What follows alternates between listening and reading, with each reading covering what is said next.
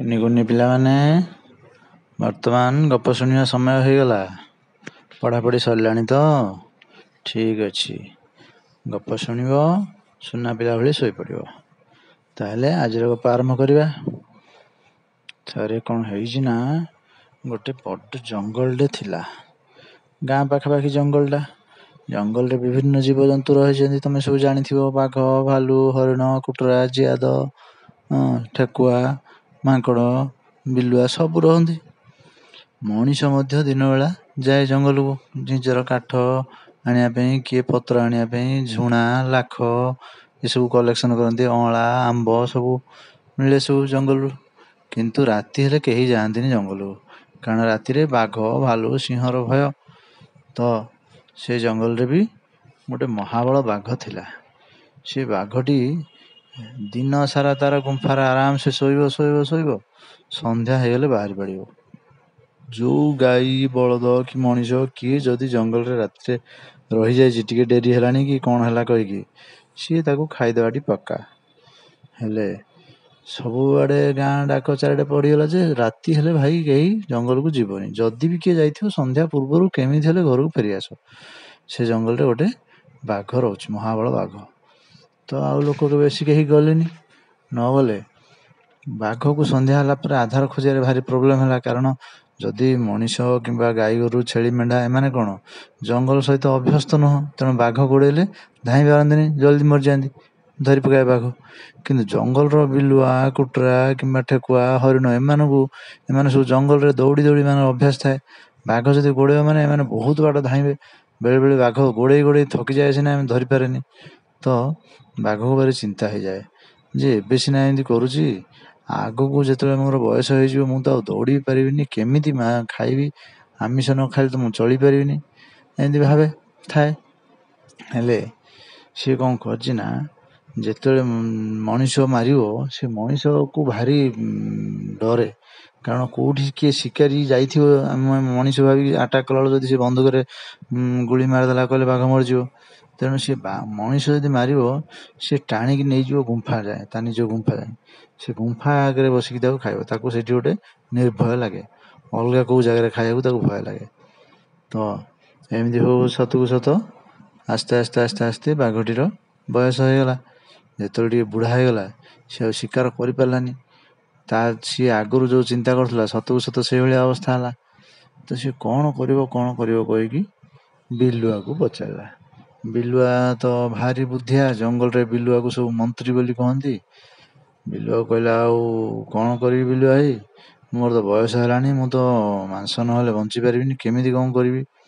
ବିଲୁଆ କହିଲା, ମୁଁ ଗୋଟେ ଆଇଡ଼ିଆ ଦେବି ଯେ, କିନ୍ତୁ ମୋତେ ବି ସେଥିରେ ଭାଗ ଦେବାକୁ ପଡ଼ିବ। ନା କ'ଣ ଭାଗ? ନା ତମେ ଯେଉଁ ଶିକାର କରିବ ମୋତେ ବି ସେଥିରୁ କିଛିଟା ଖାଇବାକୁ ଦେବ। ବାଘ କହିଲା, ଆରେ ମୁଁ ଶିକାର କଲେ ସିନା ତୋତେ ଦେବି, ଯଦି ଶିକାର କରିବି ତୋତେ ଦେବି, ଆଉ କ'ଣ ଅଛି ସେଥିରେ, ଦେବି କିଛି ତୋତେ ବି ଦେବି। ସେଇଠୁ ବିଲୁଆ ତାର ଗୋଟେ ଯୋଜନା କଲା। କ'ଣ ଯୋଜନା? ନା ତମେ ଯାଇକି ଜଙ୍ଗଲ ପାଖରେ ଯେଉଁ ପୋଖରୀଟା ଅଛି, ମାନେ ଜଙ୍ଗଲ ଆରମ୍ଭ ହେବା ପୂର୍ବରୁ ଗୋଟେ ପୋଖରୀ ଅଛି, ସେଇ ପୋଖରୀଟାରେ ପଙ୍କ ହେଇଗଲାଣି। ଯିଏ ବି ଯିବ ପୋଖରୀ ଭିତରକୁ ସେ ଲାଗିଯିବ। ତମେ କ'ଣ କରିବ, ସେଇ ପୋଖରୀ ପାଖରେ ଲୁଚିକି ରହିବ। ଯଦି କିଏ ଗଲା ପାଣିକୁ ଦେଖିଲ କହିଲେ ଜାଣିବ ସିଏ ପଙ୍କରେ ଲାଗିବ, ତମେ ଆରାମସେ ଯାଇକି ତାକୁ ମାରିକି ଖାଇବ, ସିଏ ଦୌଡ଼ି ପାରିବନି, କିଛି ନାହିଁ।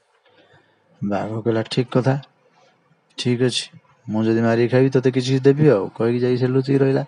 ସତକୁ ସତ ରାତି ଭୋର ହେଇ ଆସିଲା ବେଳକୁ ପ୍ରାୟ ପଶୁମାନେ ସବୁ ଜଙ୍ଗଲର ସକାଳ ହେବା ପୂର୍ବରୁ ଯାଇକି ସେ ପୋଖରୀରେ ପାଖାପାଖି ଯେଉଁଠି ପୋଖରୀ ଥିବ ପାଣି ପିଇ ଦେଇକି ଆସନ୍ତି। ତ ଯେଉଁଦିନ ସେଇ ପୋଖରୀକୁ କିଏ ଯାଇଥିବ ପାଣି ପିଇବାକୁ, ମାନେ ଗଲା ମାନେ ସେ ଲାଗିଯିବ। ଲାଗିଗଲେ ଆର ପଟ ଆଡ଼ୁ ବାଘ ଯାଇକି ତାକୁ ଖାଇଦେଇକି ଆସିବ, କିଛିଟା ମାଂସ ବିଲୁଆକୁ ବି ଦେବ।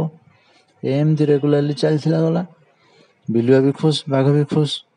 ହେଲେ ଦିନେ କ'ଣ ହେଇଛି, ମାଙ୍କଡ଼ଟିଏ ଦିନ ସାରା ବୁଲି ଥକି ହାରିକି ଗଲା। ରାତିକି ଶୋଇବାକୁ ଯିବା ପୂର୍ବରୁ ସନ୍ଧ୍ୟା ହେଇ ଆସୁଛି, କହିଲା ମୁଁ ଅନ୍ଧାର ହେଇଯିବ, ମୁଁ ଆଉ ପାଣି ପିଇ ପାରିବିନି, ପୋଖରୀଟାରୁ ଟିକେ ପାଣି ପିଇଦିଏ କହିକି ଗଲେ। ଠିକ୍ ମାଙ୍କଡ଼ ଯିବାକୁ ବସିଛି, ବାଘ ତ ଲୁଚିକି ବସିଛି। ମାଙ୍କଡ଼ ଦେଖିଲା ଯେ ଏଇ ଯୋଉ ପୋଖରୀରେ ଗୁଡ଼ାଏ ପାଦ ଚିହ୍ନ ସବୁ ପଡ଼ିଛି ଯିବାର, ମାନେ ଖୁରା ଚିହ୍ନ ଗୁଡ଼ାକ। କାହିଁ ଫେରିବା ଚିହ୍ନ ତ ପଡ଼ିନି। ମାଙ୍କଡ଼ଟା ଭାରି ଚାଲାକ ଥିଲା। ସିଏ ସନ୍ଦେହ କଲା ଯେ ତ ଏ ବନ୍ଧ ଭିତରେ କ'ଣ ଅଛି, କୁମ୍ଭୀର ଫୁମ୍ଭୀର କିମ୍ବା କ'ଣ ଅଛି, ନହେଲେ ଯାଉଛନ୍ତି ସବୁ ଫେରୁନାହାନ୍ତି କାହିଁକି। ଏହା ଭାବିକି ସେ କ'ଣ କଲା ନା ଦୂରରେ ରହିକି ଗୋଟେ ଯେଉଁ ପଦ୍ମ ଫୁଲର ନାଡ଼ଟେ, ପଦ୍ମ ଫୁଲଟାକୁ ଭିଡ଼ିକି ଆଣିଲା, ଫୁଲଟାକୁ ଫୋପାଡ଼ି ଦେଲା। ସେ ନାଡ଼ଟାରେ ଲମ୍ବେଇକି ପାଣିରେ ପକେଇକି ପାଣି ପିଇଦେଲା। ପାଣି ଶୋଷିକି ପିଇଦେଲା ଯେମିତି। ବାଘ କହିଲା, ଆରେ ଇଏ ତ ଭାରି ଚାଲାକ ଅଛି, କ'ଣ କଲେ ହବ। ସିଏ ସେଠୁ ଅପେକ୍ଷା କଲା, ହଉ ମାଙ୍କଡ଼ ଗଲା ଗଲା, ଆଉ ଯେଉଁ ପଶୁ ଆସିବ ତାକୁ ଖାଇବି ଆଉ କହିକି ଅପେକ୍ଷା କରିଛି। ଦେଖିଲା ବେଳକୁ ଆଉ କିଛି ସମୟ ପରେ ଗୋଟେ ହରିଣଟେ ଆସିଲା ପାଣି ପିଇବାକୁ। ବାଘ ଟକାଟକ ରେଡ଼ି ହେଇକି ବସିଛି, ହରିଣ ଯେମିତି ଲାଗିବ ମୁଁ ଖାଇଦେବି। କିନ୍ତୁ ଏ ମାଙ୍କଡ଼ଟି କ'ଣ କରିଛି, ଗଛ ଉପରେ ବସିକି ଅଛି, ଯାଇନି ସେତେବେଳେ ଯାଏଁ। ଯେମିତି ହରିଣ ଆସିଲା, ମାଙ୍କଡ଼ ତାକୁ କହିଲା, ଏଇ ହରିଣ ଭାଇ, ସେ ଭିତରକୁ ଯାଆନି, ସେ ଭିତରକୁ ଗଲେ ଆଉ ବାହାରି ପାରିବୁନି, କିଏ ନା କିଏ ତୋତେ ମାରିଦେବେ। ତୁ ଗୋଟେ କାମ କରେ, ଏଇ ପଦ୍ମ ନାଡ଼ଟା ପଡ଼ିଛି ପୋଖରୀ ହୁଡ଼ାରେ, ଏଇଥିରେ ଟାଣିକି ପିଇଦେ ପାଣି, ଭିତରକୁ ଯାଆନି। ହରିଣ ଭାବିଲା, ସତ କଥା ଯଦି ସେ କହୁଛି କହିଲେ ଏଠି ତ ଅଛି, ମୁଁ କାହିଁକି ଯିବି ଭିତରକୁ। ସିଏ କ'ଣ କଲା, ପଦ୍ମ ନାଡ଼ଟାରେ ଟାଣିକି ପାଣି ଟିକେ ପିଇଦେଲା। ପଳେଇବ କହିଲା ବେଳକୁ ବାଘ ଡିଆଁ ମାରିକି ଆସିଲା। କିନ୍ତୁ ବାଘ ତ ବୁଢ଼ା, ହରିଣ ଛୁ ହେଇଗଲା, ବାଘ ଧରି ପାରିଲାନି। ବାଘ ସେଠୁ ଚାହିଁଲା ହନୁ ମାଙ୍କଡ଼ ଆଡ଼େ। ଆଉ ରାଗରେ କଟମଟ କରି ସିନା ଚାହିଁଲା, ସିଏ ତ ଅଛି ଗଛ ଉପରେ, ଇଏ ବା କ'ଣ କରିପାରିବ ତାର। ଇଏ କହିଲା, ଆରେ ମାଙ୍କଡ଼ ବାବୁ, ଯାହା ତ କଲୁ କଲୁ, ମୁଁ ତ ବୁଢ଼ା ହେଲିଣି, ମୁଁ ଏମିତି ହେଲେ ଖାଇବାକୁ ନ ପାଇ ମରିଯିବି। ତୁ ତ ଚାଲାକି କାମ କଲୁ, ତୁ ତ ନିଜ ଜୀବନ ବଞ୍ଚେଇଲୁ, ଯିଏ ଆସିବ ତାକୁ ତ ତୁ ଏଠି ହଟେଇ ଦେବୁ, ତାହେଲେ ମୁଁ ଆଉ ଖାଇବି କ'ଣ। ତୁ ଟିକେ ମୋ ଦୟା କର। ମାଙ୍କଡ଼ କହିଲା, ଆଚ୍ଛା ଠିକ୍ ଅଛି, ଯଦି ତୁ ଦୟା କରିବା କଥା କହୁଛୁ, ମୁଁ କେବଳ ଗୋଟେ କଣ୍ଡିସନ୍ ଦୟା କରିବି। ନା କ'ଣ? ନା ତୁ ଯେଉଁ ସବୁ ଲୋକମାନଙ୍କୁ ମାରିକି ଖାଇଛୁ, ତାର ସବୁ ଯେଉଁ ସୁନା ମୁଦି, ସୁନା ଅଳଙ୍କାର ଯାହା କିଛି ପଡ଼ିଛି, ସେଇଗୁଡ଼ାକୁ ଧରିକି ପୋଖରୀ ହୁଡ଼ାରେ ବସ। ସବୁଠୁ ବଦମାସ ଜାତି ହେଲା ମଣିଷ, ତୁ ସେଇ ମଣିଷକୁ ଖାଇବୁ। ଯେଉଁ ମଣିଷ ଲୋଭରେ ଆସିବ ତୋ ପାଖକୁ, ତାକୁ କହିବୁ ପାଣିରେ ଗାଧେଇକି ଆସେ, ମୁଁ ତୋତେ ଦାନ କରିବି କହିକି ତାକୁ ଖାଇବୁ। ଅଲଗା ଭଲ ଲୋକ ଯିଏ, ସିଏ ତାର ପଳେଇବ, ତାକୁ ମାରିବୁନି କିମ୍ବା ପଶୁଜନ୍ତୁ ମାନଙ୍କୁ ମାରିବୁନି। ବାଘ କହିବ, ହଉ, ବିଲୁଆ ତ କହିଥିଲା ସେଇ କାମଟି କରିଥିଲି, ଏଥର ମାଙ୍କଡ଼ କହିଲାଣି ଏଇ କାମଟି ବି କରିବି, ମୁଁ ତ ବୁଢ଼ା ହେଲିଣି, ମୋର ଆଉ କ'ଣ ରକ୍ଷା ଅଛି କହିକି ସତକୁ ସତ ସେୟା ଯେଉଁ ଗୁମ୍ଫା ପାଖରେ ମାରିକି ସବୁ ଖାଇଥିବ ମଣିଷମାନଙ୍କୁ, କାହାର ସୁନାର ମୁଦି, କାହାର ସୁନାର ହାର, କାହାର କ'ଣ ସବୁ ଧରିକି ଆସିକି ଗୋଟେ ମାଳ କରିକି ଧରିକି ସେ ପୋଖରୀ ହୁଡ଼ାରେ ବସିବ। ସତକୁ ସତ ସେଇପଟେ ଯେଉଁ ବାଟୋଇ ଯାଉଥିବେ, ଇଏ ବାଘ ଚିଲେଇକି ଡାକୁଥିବ, କହିବ, ଭାଇମାନେ ଆସ, ମୁଁ ବୁଢ଼ା ହେଇଗଲି, ମୁଁ ମରିବା ପୂର୍ବରୁ ଏ ସୁନା ତକ ମୁଁ ଦାନ କରିଦେଇକି ମରିବି, ମୋ ଜୀବନ ଶାନ୍ତି ପାଇବ, ମୋ ଆତ୍ମା ଶାନ୍ତି ପାଇବ। ଲୋକ କିନ୍ତୁ ତା କଥାକୁ କେହି ବିଶ୍ୱାସ କରୁନଥିବେ। କ'ଣ କରିବ? ବାଘ ଚାହିଁଛି ମାଙ୍କଡ଼ ଆଡ଼େ, ଆରେ କ'ଣ କରିବି ଆଉ। ମାଙ୍କଡ଼ କହିଲା, ତୁ ଅପେକ୍ଷା କରୁ, ଯିଏ ଲୋଭି ଲୋକ ହେଇଥିବ ସିଏ ନିଶ୍ଚୟ ଆସିବ, ଆସିଲେ ତୁ ତାକୁ ଖାଇବୁ, ଆଉ କାହାରିକୁ ତୋତେ ଖାଇବାକୁ ଦେବିନି। ବାଘ ବିଚାରା ଅପେକ୍ଷା କରିବ। ସତକୁ ସତ କିଛି ସମୟ ପରେ ସେଇପଟ ଦେଇକି ଗୋଟେ ସେଠ ଲୋକଟେ ଆସିବ। ସିଏ ଯେମିତି ଆସିବ, ବାଘ ଏଡ଼େ ସୁନା ଜିନିଷ ଧରିଛି ଦେଖିକି ସେ ଫାଷ୍ଟ ଛାନିଆ ହେଇକି ଚାହିଁବ ବାଘ ଆଡ଼େ। ବାଘ କହିବ, ଆରେ ସେଠ, ତୁ ଡରିବା ଦରକାର ନାହିଁ, ମୁଁ ଏତକ ଦାନ କରିବି ବୋଲି ଅପେକ୍ଷା କରିଛି ପରା, ବୁଢ଼ା ହେଲିଣି, ମୁଁ ଏଥର ମରିଯିବି, ଏତିକ ଦାନ କରିଦେଲେ ମୋତେ ଟିକେ ପୁଣ୍ୟ ଫଳ ମିଳିବ। ସେ ଟିକେ ଚାହିଁବ ଅବିଶ୍ୱାସରେ, ତାପରେ ଦେଖିବ ସତକୁ ସତ ସୁନା ଗୁଡ଼ା ଭାରି ଚିକମିକ କରୁଛି। ଠିକ୍ ଅଛି, ତୁ ମୋତେ ଦେଇଦେବୁ, ଫୋପାଡ଼ି ଦେ ମୋ ପାଖକୁ। ନାରେ ଫୋପାଡ଼ି ଦେବି ଯେ, ସେମିତି କ'ଣ ଫୋପାଡ଼ି ପାରିବି, ତୁ ଯାଇକି ପୋଖରୀକି ଗାଧେଇକି ଆସେ, ଆସିକି ଠାକୁର ମୁଣ୍ଡିଆଟେ ମାରିଲେ, ମୁଁ ତ ପାଖକୁ ଯାଇନି, ତୁ ମୋତେ ଡରିବା ଦରକାର ନାହିଁ, ମୁଁ ଏଇଟା ଦୂରରୁ ଫୋପାଡ଼ିକି ତୋତେ ଦେଇଦେବି, ଦାନ ତ କଲେ ଗଲା ଆଉ।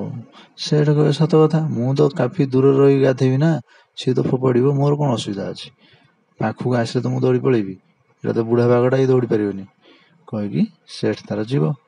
ଯାଇକି ଯେମିତି ପାଣିକି ଓହ୍ଲେଇଛି, ପଙ୍କରେ ଗୋଡ଼ ଲାଗିଯିବ, ଲାଗିଗଲେ ସେ ଆଉ ଯାଇପାରିବନି, ଚିତ୍କାର କରିବ, ଆରେ ବଞ୍ଚାଅ ବଞ୍ଚାଅ। ବାଘ ତାର ଆରାମସେ ଚାଲି ଚାଲି ଆସିବ, ଆସିକି, ଆରେ ମୂର୍ଖ, ସୁନା ଲୋଭରେ ଆସିଛୁ, ଧରିବ ସେ ସେଠକୁ, ଟାଣିକି ନେଇକି ଜଙ୍ଗଲକୁ ପଳେଇବ। ଜାଣିଲ ତ ପିଲାମାନେ, ଲୋଭ କଲେ ମୃତ୍ୟୁ। ଏଇଠୁ ଆମେ ଏଇ କଥା ଶିଖିଲେ। ଠିକ୍ ଅଛି, ଶୋଇପଡ଼ ସମସ୍ତେ, ଆଜି ପାଇଁ ଏତିକି, ବାଏ।